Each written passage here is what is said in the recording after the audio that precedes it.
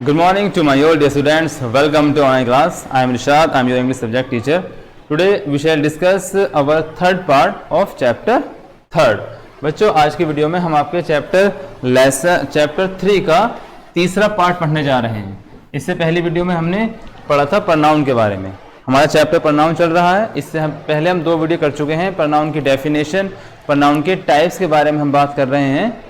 Pronoun के बारे में हमने पढ़ा था कि pronoun is a word which is used in place of noun. जो नाउन के स्थान पर आते हैं उन्हें हम प्रनाउन बोलते हैं।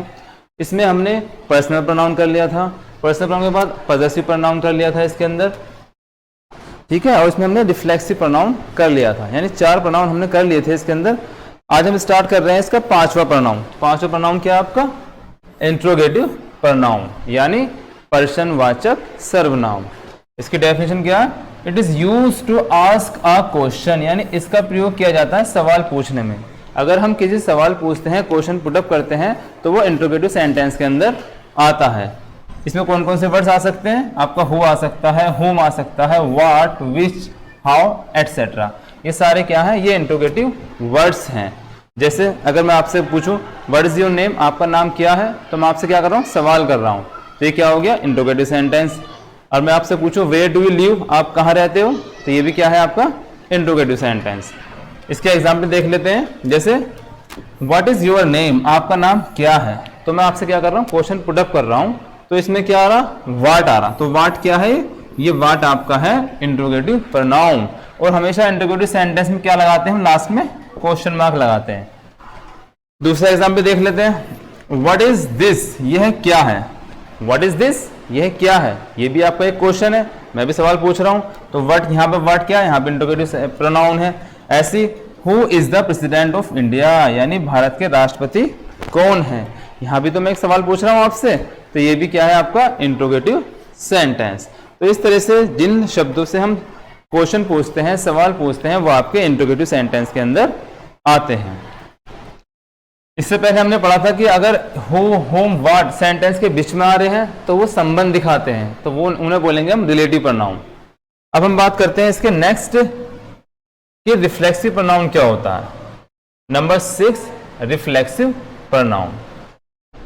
रिफ्लेक्सिव प्रनाउन को हिंदी में आप क्या बोलते हैं? निचवाचक सर्वनाम। जैसे कि इसके नाम से प्रतीत हो रहा है कि रिफ्लेक्ट करना, यानी प्रतिबिंब, रिफ्लेक्शन पढ़ना, तो इसे हम बोलेंगे it indicates the reflection of action upon the subject, यानी जो कार्य है उसका प्रभाव सब्जेक्ट पर पड़ता है।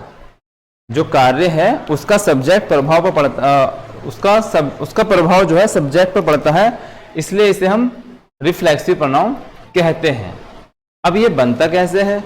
रिफ्लेक्सिव प्रनाउन एंड इन, यानी रिफ्लेक्सिव प्रनाउन के लास्ट में क्या लगाते हैं हम? सेल्फ लगाते हैं सिंगुलर में। अगर एक वचन है तो लगाएंगे हम सेल्फ, और अगर बहुवचन है तो लगाएंगे सेल्फ्स। अब हम किस तरह जोड़ेंगे इसे एक बार समझ लेते हैं कि रिफ्लेक्सिव प्रनाउन बनता कैसे है। सिंगुलर कौन कौन से होते हैं? माई, हिम, हर, योर, इट, ये सारे आपके क्या है? सिंगुलर हैं। अगर इसमें हम सेल्फ जोड़ देंगे, जैसे my self, him self, her self, your self, it self, तो इनके साथ हम क्या जोड़ेंगे? सेल्फ जोड़ेंगे। तो सेल्फ कहाँ जोड़ेंगे? कहाँ जोड़ेंगे? एक वचन के साथ, यानी सिंगुलर के साथ। अगर ये प्लुरल में क्या जोड़ते हैं हम? जो बहुवचन है उसमें जोड़ते हैं सेल्फ्स। अब प्लुरल क्या क्या है? जैसे अवर, योवर, देम। योवर आपका सिंगुलर भी आता है और प्लुरल भी आता है। जैसे अवर सेल्व्स, योवर सेल्व्स, योवर सेल्फ, ये होगा देम सेल्फ, देम सेल्फ, ये आपका है देम सेल्फ, देम सेल्फ्स। तो इस तरह से सेल्फ और सेल्फ्स जोड़ने से आपका क्या बनता है? रिफ्लेक्सिव प्रनाउन पड़ता है, रिफ्लेक्सिव प्रनाउन बनता है। अब इसका प्रभाव कैसा पड़ता है ये देख लेते हैं इसके एग्जाम्पल के द्वारा। इसे वैसे इसकी हिंदी होती है अपने आप, यानी किसी काम को अपने आप करना। He hurt himself, यानी उसने क्या करा? उसने चोट लगवा ली अपने आप। ये चोट लगी है, किसके लगी है? सब्जेक्ट लगी है। तो ये ही के साथ क्या जोड़ते हैं हम? हिमसेल्फ जोड़ते हैं। तो जो एक्शन हो रहा है इसका प्रभाव किस पे पड़ रहा है? सब्जेक्ट पे पड़ रहा है। ही हर्ट हिमसेल्फ, यानी उसने चोट अपने आप लगवा ली, खुद लगवा ली। तो यहाँ जो सेल्फ जोड़ने से किसकी सेंस आती है? अपने आप की, अपने आप। तो रिफ्लेक्सिव प्रोनाउन में हम अपने आप की सेंस को निकाल सकते हैं।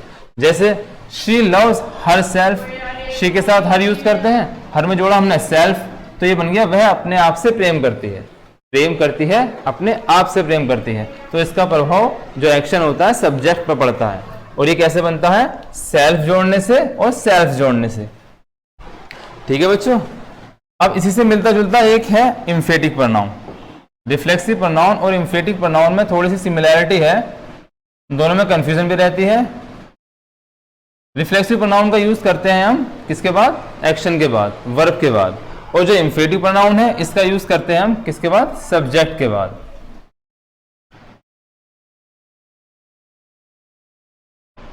और ये रिफ्लेक्सिव प्रोनाउन जो हो गया, जैसे हिमसेल्फ, देमसेल्फ, माईसेल्फ, इटसेल्फ, ये कभी भी सब्जेक्ट के रूप में नहीं आते।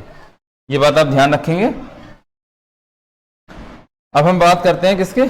एम्फेटिक प्रोनाउन की। नंबर 7 है आपका एम्फेटिक प्रोनाउन। अब ये कैसे बना है? ये बना है एम्फेसिस से। एम्फेसिस का मतलब होता है जोर देना, किसी बात पर जोर देकर कहना। तो इसलिए इसे हम जोरदार सर्वनाम भी कह सकते हैं। जोरदार सर्वनाम भी कह सकते हैं, सर्वनाम।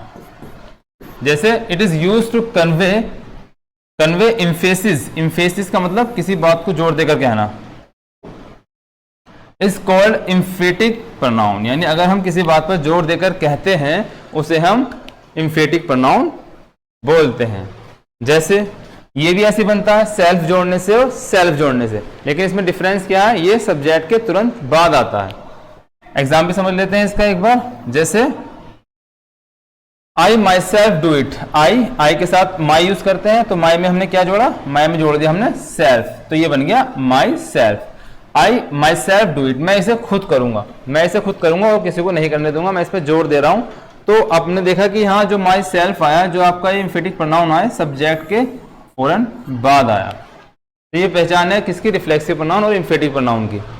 ऐसी they themselves admitted their guilt, यानी उन्होंने अपने आप अपनी गलती को स्वीकारा। तो दे के साथ बनेगा देमसेल्व्स। ठीक है। तो इस तरह से हम रिफ्लेक्सिव प्रोनाउन में और एम्फेटिक प्रोनाउन में कंपैरिजन कर सकते हैं, तुलना कर सकते हैं। अब हम बात करते हैं नंबर 8 की, जो आपका लास्ट प्रोनाउन है। नंबर 8 है आपका इंडेफिनिट प्रोनाउन। इंडेफिनिट प्रोनाउन, एक होता है डेफिनिट यानी निश्चित, एक होता है इनडेफिनिट यानी अनिश्चित, जिसके बारे में हम नहीं कह सकते कि वो कौन है। तो यहां पर बात कर रहे हैं हम इंडेफिनिट प्रोनाउन की। इसका मतलब होता है अनिश्चित सर्वनाम, जिसके बारे में हम नहीं जानते, जिसके बारे में हम कह नहीं सकते वो पर्टिकुलर पर्सन क्या है, थिंग क्या है, उसे हम इंडेफिनिट प्रोनाउन के अंदर लाते हैं। इसमें कौन कौन सा आता है आपका? ऑल हो गया, एनी, एनीबडी, यानी ऑल माने सब, एनी माने कोई, एनीबडी माने भी कोई, ईच माने प्रत्येक, समवन माने कोई एक, फ्यू माने कुछ, सेवरल माने बहुत सारे, एटसेट्रा। इससे आगे भी हैं। ये कुछ वर्ड्स हैं जो आपके किस में आते हैं? इंडेफिनिट प्रोनाउन के अंदर आते हैं। यानी ये सारे क्या हैं? अनिश्चित है। इनसे हमें पता नहीं चलता कि सब्जेक्ट कौन है और ये किस के बारे में बात हो रही है, इसलिए इन्हें हम बोलते हैं इंडेफिनिट प्रोनाउन। एग्जाम्पल समझ लेते हैं इसका। एक एग्जाम्पल है इसका, जैसे सम आर बर्न ग्रेट, यानी कुछ लोग क्या महान पैदा होते हैं। तो ये जो यहाँ सम आया है, ये सम क्या है?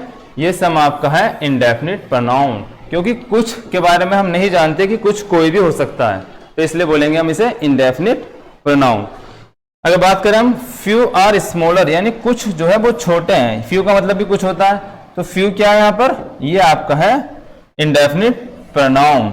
ऐसे अगर हम बात करें can anyone answer this question, क्या कोई इस सवाल का जवाब दे सकता है? तो एनीवन का मतलब यह है कोई, तो कोई क्या हुआ? कोई हो गया आपका इंडेफिनिट प्रोनाउन, यानी इसके बारे में हम नहीं जानते। Can anyone answer this question, क्या कोई इस सवाल का जवाब दे सकता है? तो यहाँ पर एनीवन क्या है? आपका इंडेफिनिट प्रोनाउन। तो बच्चों इस तरह आपके ये 8 जो प्रोनाउन थे इन्हें हमने अच्छी तरह कर लिया है। आपको अच्छे से इस वीडियो को देखना है, समझना है। ये चैप्टर आपका यहीं खत्म होता है। इस चैप्टर के नोट्स आपको अगले टर्न पर सेंड कर दिए जाएंगे। That's all and thank you.